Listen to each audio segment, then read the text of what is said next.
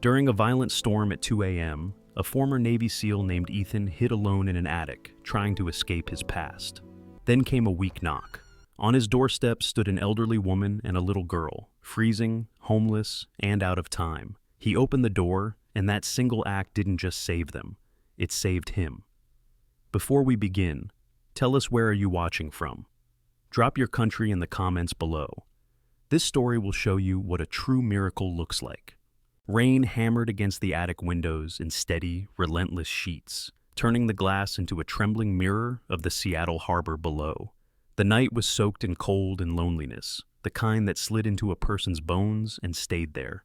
Ethan Walker sat alone in the flickering half-light of a desk lamp, his body positioned with rigid precision, a habit born from years of discipline. At 34, Ethan carried the build of someone carved out of routines and danger. Broad shoulders, firm posture, and movements sharpened by muscle memory. His sand-brown hair was short, more functional than stylish, and the close-cropped beard edged along a jaw that always seemed tight, as if clenched against some invisible force. His eyes were the most striking feature, steel gray, the color of storms over open water, eyes that once scanned enemy rooftops and burning horizons. Now they scanned rain. Silence didn't just surround Ethan, it inhabited him. Years as a Navy SEAL had trained him to function with focus, but it had also hollowed him out. Missions had structure, returning to civilian life did not. In battle, everything made sense. Back home, nothing did. His body had learned to heal, but his mind, fractured from loss and the weight of memories, had not. After discharge, he drifted away from family, friends, and noise. He chose this attic because it offered anonymity, a forgotten space at the edge of the world. The room was bare, a second-hand armchair, a worn rug, a small stove for heating water or food, one desk, and a single photo of his SEAL team. He stood slightly apart in the photo, not by intent, but by instinct. Next to him on the rug lay Kaiser, the only being who shared Ethan's exile. Kaiser, a 4-year-old German shepherd, was large and graceful in the way working dogs are, trained muscles beneath thick sable fur, eyes a warm amber that reflected intelligence and loyalty. A thin scar along his right cheek was proof of missions they once survived together. Kaiser had retired better than Ethan had. Dogs don't carry ghosts, they only carry duty, then love. The dog lay with quiet alertness, head resting on his paws, ears occasionally flicking at the distant thunder. Ethan scraped a knife edge across a whetstone, not because it needed sharpening, but because routine kept the voices of memory silent. The soft metal against stone rhythm filled the room like a heartbeat. Outside, the storm intensified. Wind pushed against the old building, testing the windows, creeping through cracks. Kaiser's ears lifted, his head rising. Ethan stilled. SEAL instincts override thought. Breath slowed, hearing focused. Then it came. 3 faint knocks, uneven, fragile, almost swallowed by the storm. Kaiser stood instantly, body low, muscles tight, an instinctive shield between Ethan and the unknown. The knocks came again, weaker this time. Ethan moved toward the door in a single, careful stride. No panic, no hesitation. Once he had entered, rooms filled with smoke and gunfire. A knock was nothing, yet his pulse shifted, not faster, not slower, just more aware, as if something inside was preparing for change. He opened the door. A blast of cold rain swept into the attic, soaking the floor. 2 figures stood beneath the hallway's dim emergency light. The first was a frail elderly woman, Margaret, her silver-white hair glued to her temples, a coat far too thin, clinging to her shaking body. Her face bore the fine wrinkles of someone who once smiled often, but exhaustion had drained the color from her skin. Her eyes, pale blue and glassy with fatigue, held a strength that hadn't completely broken yet. Beside her clung a child, no more than 10. Lily, small, with long chestnut hair plastered to her face, cheeks flushed from cold and fear. Her backpack, pink with faded cartoon rabbits, looked painfully heavy on her thin shoulders. Her brown eyes weren't wide with innocence. They carried the alert, guarded focus of a child who had learned that being brave was the only option. Ethan recognized that look instantly. He'd seen it on war survivors more than grown soldiers. They were soaked to the bone, trembling uncontrollably from hours in the freezing rain. He didn't need their words. He saw everything in their bodies. Fatigue, surrender, the last thread of hope. Without speaking, he stepped aside. Margaret nearly collapsed into the warmth. Lily hesitated only long enough for Kaiser to approach. The dog sniffed her hand, read her fear, then sat beside her in silent approval. Only then did she cross the threshold. Ethan closed the door, sealing the storm outside. In the attic, the world shifted. Ethan moved with quiet efficiency, blankets unfolded, towels placed near the stove, water boiling for warmth. Margaret wrapped herself tightly, her trembling fingers slowly regaining color. Lily sat on the rug, Kaiser curling around her like a living shelter. Ethan observed without expression, yet inside, something long dormant stirred. The silence in the room changed. It was no longer empty, it was shared. The knife and whetstone lay forgotten. Ethan could feel the old loneliness retreating, confused by the sudden arrival of two lives that needed him. Not for skill, not for strength, not for a mission, just for warmth. For the first time in years, he wasn't merely existing. He was responsible, and responsibility, strangely, made him feel alive. Morning arrived without warning, slipping into the attic through thin curtains like a pale ribbon of light. The storm had not ended, only softened, trading violent sheets of rain for a slow, steady drizzle. The city still wore its coat of gray, but inside the attic, something had shifted. The air felt different, warmer, carrying the faint scent of boiling oatmeal and the soft rustling of blankets. Ethan Walker woke early, his body responding to an internal clock forged through years of dawn missions. He moved quietly around the small kitchen area, preparing simple breakfast while Kaiser remained curled protectively near Lily. The girl slept deeply, her face relaxed for the first time since stepping into the attic. Her chestnut hair fanned across Kaiser's flank like spilled ink. Ethan hesitated before waking Margaret. He studied her, the way her chest rose and fell in shallow breaths. Beneath the exhaustion, she carried traces of elegance, high cheekbones, posture hinting at someone who once held her head high in life. The soft wrinkles at her temples were not signs of defeat, but markings of endurance. When Ethan finally touched her shoulder, Margaret stirred slowly, adjusting the blanket around her granddaughter. She moved with a careful grace, the type born from years of putting someone else before herself. Together they moved through the morning wordlessly. Ethan's motions were efficient and structured, each task precise. Boiling water, folding blankets, clearing space. Margaret contributed differently. Her hands, though aged, were steady enough to mend small tears in the curtains. With a tissue-thin sewing kit found in her backpack, she threaded the needle as if she had done it 1,000 times before. The attic began to transform under her silent care. She wiped dust from high corners and lined the windowsill with 2 chipped mugs she found in a forgotten box. She added small touches, a folded dish towel here, a blanket smoothed there, that turned the space from temporary shelter into something that resembled home.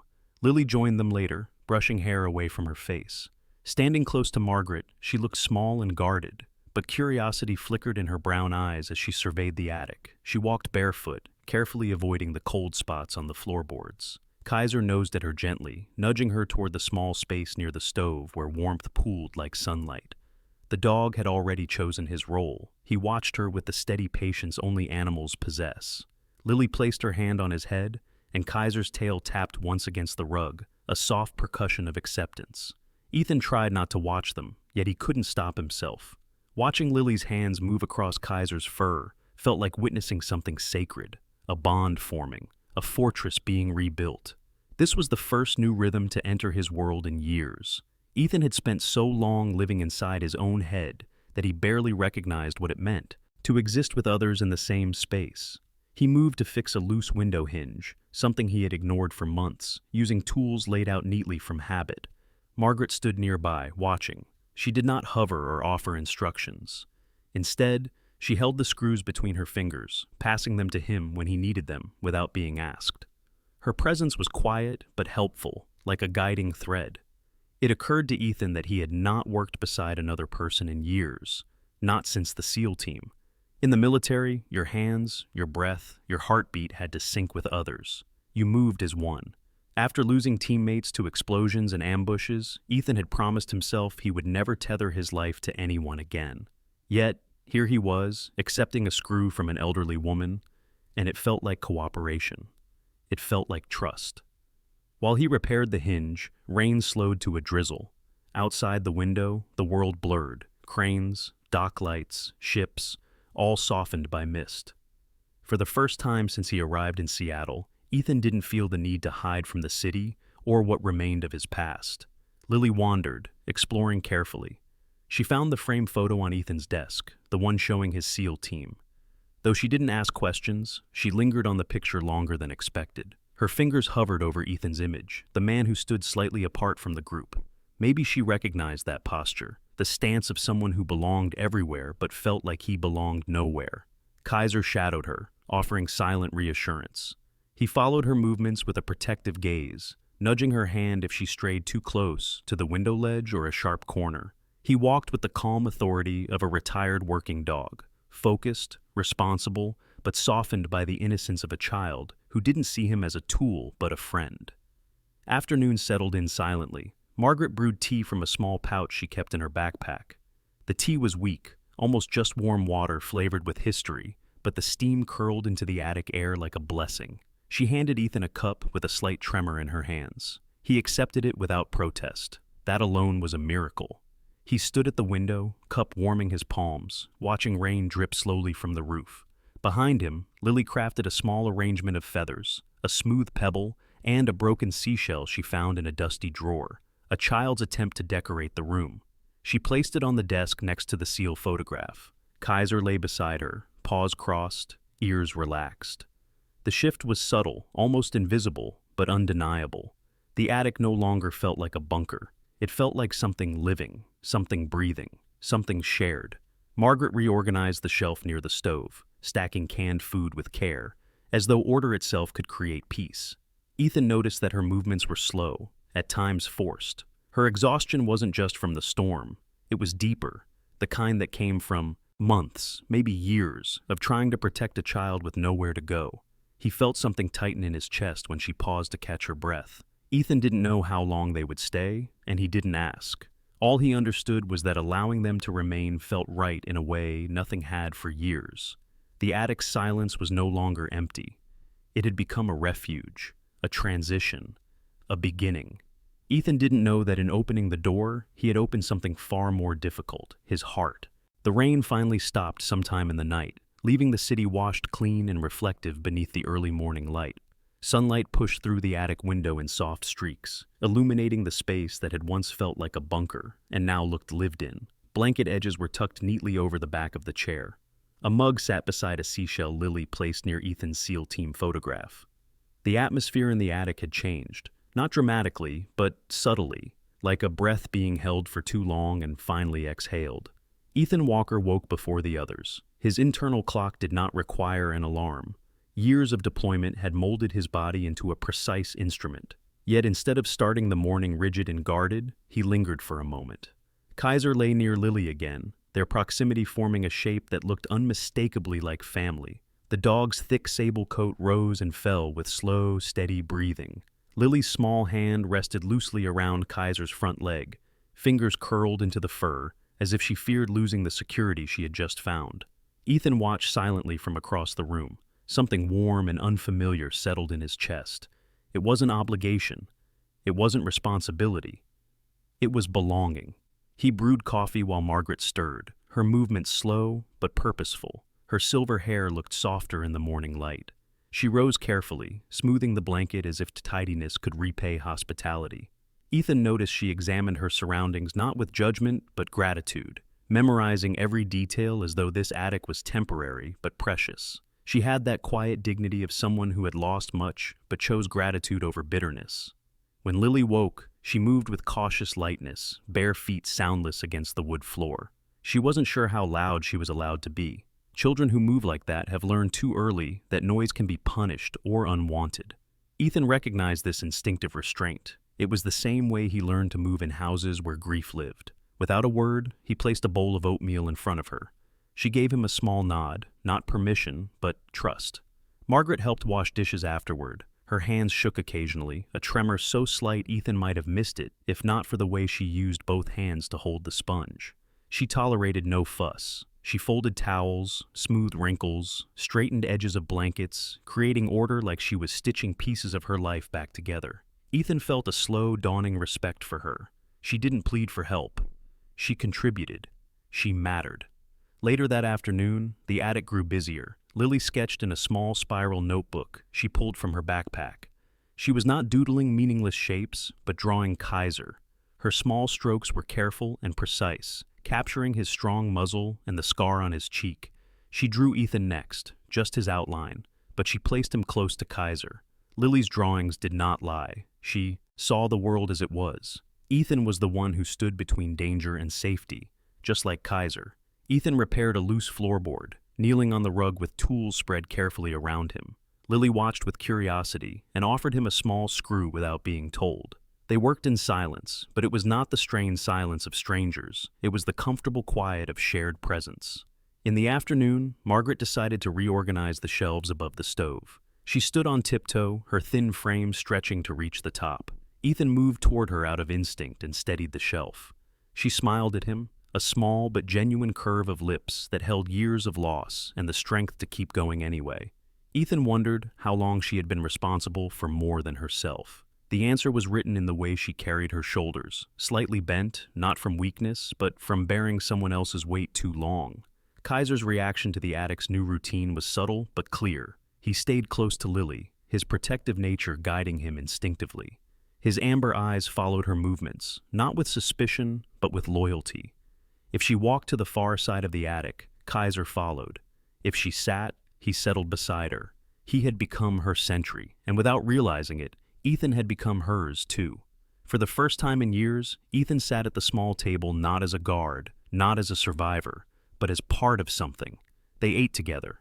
Margaret on the chair, Lily cross-legged on the rug, Kaiser near her feet, and Ethan at the corner of the table. The meals were simple: oatmeal, canned beans, a piece of fruit Margaret carefully divided into 3 slices.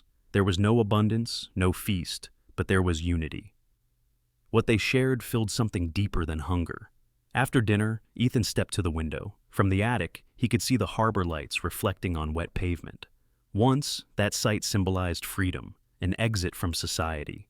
Now, it felt like a reminder that the world still existed outside these walls, waiting for him to rejoin it when he was ready. Behind him, Lily laughed quietly, a soft, surprised sound, as if she hadn't laughed in a long time, and didn't know she still could. Kaiser nudged her with his nose, encouraging more. Margaret hummed an old tune while folding blankets. Ethan didn't turn around, but he closed his eyes. The sound filled the room like warmth. Without realizing it, he leaned one hand on the windowsill and let the realization settle over him. He wasn't rebuilding them. They were rebuilding him. That night, when the attic finally quieted, Ethan stood watching Lily sleep beside Kaiser, Margaret resting nearby. He was no longer outside his own life. He was inside it. And in the stillness, Ethan understood something painfully simple. Family is not blood. Family is whoever stays when the door closes and the storm hits. The rain returned without warning, heavier than before, swallowing the city in a curtain of silver water and fractured light. Inside the attic, the air carried an unspoken heaviness that none of them fully understood. What began as a temporary refuge had slowly taken shape into something fragile and precious, woven from shared meals, small laughter, and the quiet understanding between 3 weary souls and 1 loyal dog.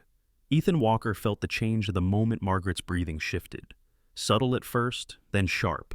Margaret had been moving slower over the last 2 days, resting more frequently, her hands lingering over her chest as though steadying a pain she refused to acknowledge. Her face, once softened by gentle dignity, now held the faint gray tone of someone fighting against something unseen.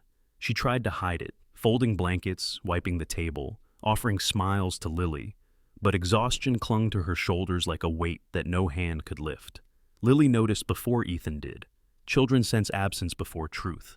She watched her grandmother with silent fear, eyes tracing every tremor and wavering step. When Margaret coughed, a dry, rattling sound that scraped from deep within her ribs, Lily moved closer, placing her hand on her arm without words. Ethan had seen this kind of decline in the field, the way strength dissolves not in moments but in fragments. He watched Margaret try to stand from the chair and fail, her thin body folding inward. He moved toward her without thinking, catching her before she slipped. For a moment, their eyes met. Hers held apology. His held realization. She was burning through her last reserves. He lifted her gently. She weighed almost nothing. Kaiser stood close, ears lowered, sensing the shift. The attic suddenly felt too small, too fragile to hold what was happening. Ethan knew he couldn't handle this alone. He grabbed his jacket and reached for the keys he rarely used. The truck downstairs still worked, though dust coated the dashboard. He carried Margaret down the narrow back staircase, shielding her from the rain with his body, while Lily held tightly to Kaiser's fur, matching his steps to hers. At the hospital lobby, fluorescent lights washed the world into sterile shapes. The air smelled of antiseptic and frigid air conditioning. A nurse behind the check-in station lifted her eyes, a woman in her late 40s named Sarah Collins. She stood tall, hair pulled into a tight, low bun, streaked with early gray that contrasted against her deep brown skin. Her face was angular, sharp cheekbones, full lips pressed into a habitual line of focus. She was a person who had learned to compartmentalize emotions in order to function. Years of emergencies had taught her that compassion must be steady, never frantic. When she saw Margaret's state, she didn't hesitate. Her professionalism snapped into motion, pushing a wheelchair toward them, voice calm and controlled. She didn't bombard them with questions. She simply guided. Ethan watched her, recognizing a soldier's steadiness in her. People shaped by trauma know each other on sight. Margaret was taken into an exam room, Lily's hand still gripping Ethan's sleeve, clutching fabric like an anchor. Kaiser remained outside the glass doors, sitting perfectly still, watching through the panels with unwavering focus. Hours passed in the waiting room. Lily leaned against Ethan, exhaustion winning over fear. Ethan sat rigid, the battle stance of a man prepared for impact. Rain streaked the hospital windows. Eventually, Sarah approached. Her scrubs were slightly wrinkled now, a pen tucked behind her ear. She didn't need to speak. Her eyes said everything. Ethan stood slowly, body tight, jaw locked. Sarah placed a gentle hand on his arm, not for him to support, but for him to steady. There was no need for grand declarations. Margaret slipped away quietly, exhaustion finally given permission to rest. Lily didn't cry at first. Instead, she went still, silent in the way only children who have seen too much loss become silent. Ethan knelt in front of her, unsure how to carry grief he had never learned to hold gently. Kaiser leaned against Lily's side, head pressing into her ribs, offering the weight of his presence. She finally broke, not loudly, but in slow, shaking tears buried into the dog's fur. Ethan stared at the closed hospital room door. He had faced death countless times. Teammates lost in explosions, civilians he couldn't rescue. But this was the first time death entered the space he considered a home. The first time it took someone who trusted him. He felt something tear inside his chest. Not rage, not panic, but the hollow ache of failure. Sarah guided them to sign paperwork. Her voice remained gentle but firm, the voice of someone accustomed to walking strangers through midnight heartbreak. She offered a pamphlet, a card, condolences. Ethan didn't hear the words, just the tone, soft and impossibly steady, like a final lullaby. When they returned to the attic, Rain followed them up the stairs. The blankets Margaret folded remained untouched. A mug still sat beside Lily's seashell arrangement. Nothing had changed, yet everything had. Lily crawled into the nest of blankets and curled against Kaiser, exhaustion pulling her into sleep. Ethan remained standing in the middle of the room, staring at the empty chair where Margaret once sat. The silence pressed in again, but this time he didn't retreat. He knelt beside Lily and Kaiser. His hand rested lightly on Lily's back, not as a soldier guarding a perimeter, but as someone claiming responsibility. He knew what he needed to do, and for the first time in years, there was no hesitation. The next morning, Ethan walked into the social services office. The caseworker assigned to them, Mr. Avery Grant, was a tall man in his mid-50s with thinning blonde hair, combed neatly back, and wire-rimmed glasses that framed pale blue eyes. His suit was slightly worn, sleeves too short, the tie a muted navy with small creases. He had a tired face, the kind that had seen too much paperwork and too many broken families, but his voice held sincerity. He studied Ethan's paperwork, glancing between the discharge documents from the Navy and the record showing Kaiser as a certified service dog. Mr. Grant's expression shifted. Not pity, but respect. In his world of forms and signatures, it was rare to meet someone who wanted to keep a child without being forced by duty or court order. Ethan didn't argue. He didn't try to persuade. He simply stated that Lily would not be alone.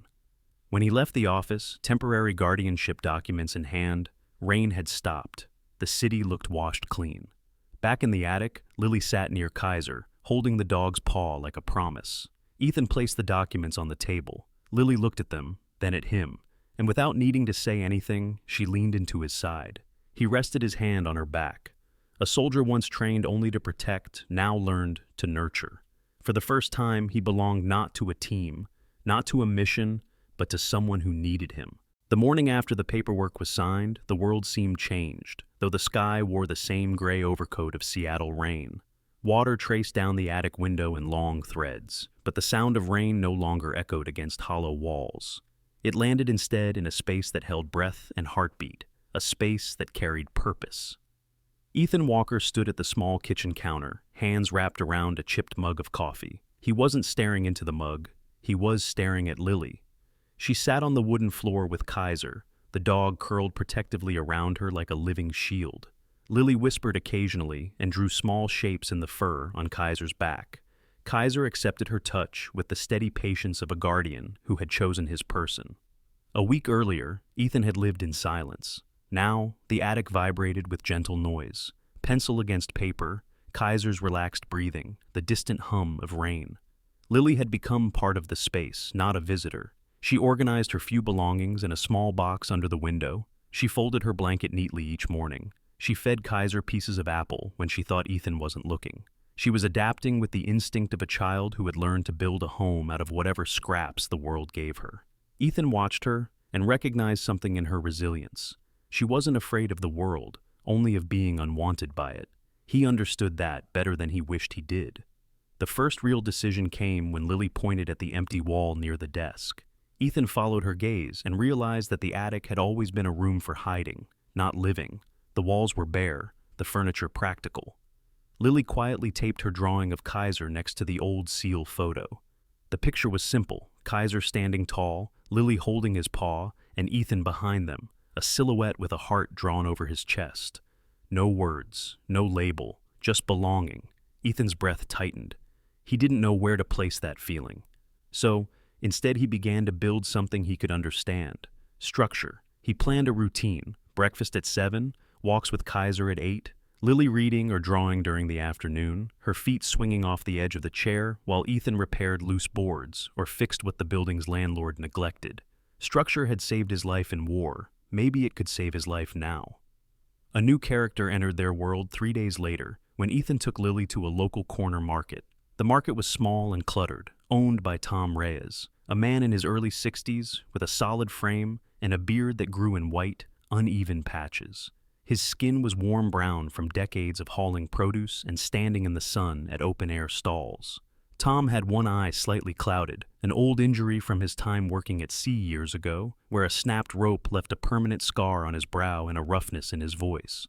Behind that gruff exterior, however, resided a stubborn kindness. He spotted Lily, holding a small apple, and frowned, not with irritation, but with recognition. He had raised 3 children alone after losing his wife to illness. He knew what hunger looked like. He rang up the apple, then quietly pushed a second one across the counter. "Dropped one," he muttered, pretending Lily had accidentally left it on the register. He never once looked at Ethan, as if he knew pride was fragile. Ethan watched Tom with wary curiosity. He wasn't used to help from strangers. Tom wasn't used to gratitude. The exchange was wordless, but it built something small and sturdy. On the walk home, Lily ate her apple while Kaiser trotted beside her, tail swaying. For the first time, Ethan didn't walk ahead to scout the path. He walked beside her. Days turned into small rituals. Lily set the blankets in the morning. Margaret's mug remained on the shelf, not as a memorial, but as a reminder of gentleness. Ethan began reading emails from a veteran support group he had ignored for months.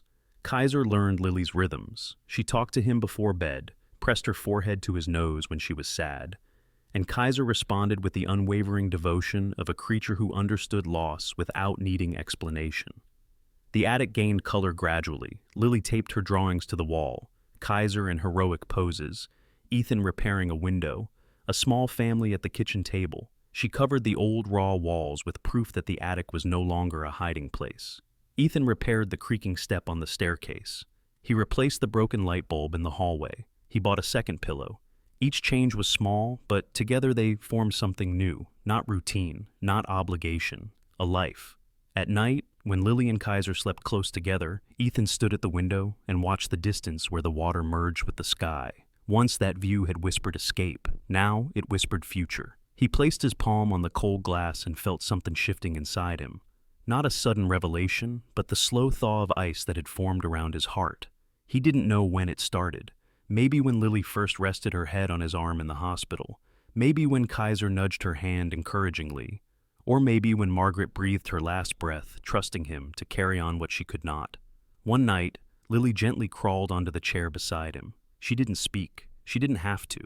She simply sat, knees pulled to her chest, looking at the same city lights that had once witnessed Ethan's loneliness. He placed his arm around her shoulders. She leaned into him. Kaiser lay at their feet, head resting on both of them. And something clicked into place. Quiet, solid, undeniable. They didn't need to speak it aloud. This was their family. From that night on, the attic wasn't a shelter from the world. It was a home facing the world together. Ethan started job hunting. He returned calls. He considered the possibility of finishing his degree, every task once. Avoided now had purpose. He wasn't doing it for survival. He was doing it for Lily. Seattle rain continued to fall, tracing the same paths down the window. But inside the attic, the raindrops no longer sounded lonely. They sounded like rhythm, like life, like a beginning. In the end, this story isn't just about a soldier, a child, and a loyal dog finding each other in the middle of a storm. It's about how unexpected people can become the miracle we never knew we were praying for. Sometimes God doesn't send angels with wings. Sometimes he sends a knock on the door, a child who needs a home, or a dog who refuses to leave our side. In the ordinary moments of life, shared meals, quiet mornings, kindness given without expecting anything back, grace reveals itself. If this story touched your heart, share it so others can feel that hope. Leave a comment about someone who became a miracle in your life. And don't forget to subscribe to the channel so we can keep spreading stories that remind us that God still works through people. May God bless you, your family, and every act of kindness you choose after watching this.